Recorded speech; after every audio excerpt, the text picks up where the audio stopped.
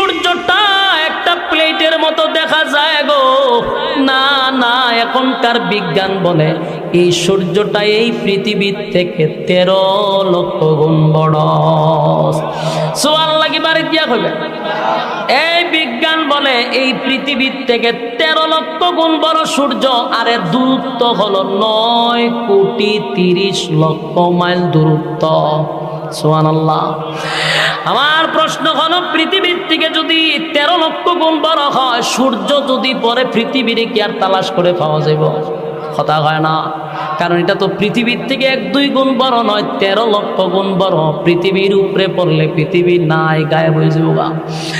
এরপরে সূর্যের থেকে কোটি কোটি গুণ বড় তারকা। তারকার সংখ্যা কত আল্লাহ ছাড়া কেউ জানে না। এই তারকাগুলি ছুটে ছুটে জমিনে পড়বে, জমিন তো শেষ, তছনছ হয়ে যাবে। সাগরের পানির মধ্যে আগুন ধরে যাবে।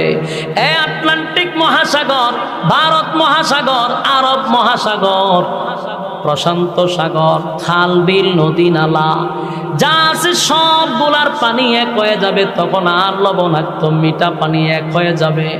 কোনো পানি সবুজ পানি, কোথাও সাদা পানি এক হয়ে যাবে। সব পানি এক জায়গায় ঘুরে আগুন ধরে যাবে। সমুদ্র সৈকতে আগুন ধরে যাবে। দুনিয়া থাকবে না, সব ধ্বংস হয়ে যাবে, সব ধ্বংস হয়ে যাবে। আল্লাহ বলেন কিছুই রাখবো না,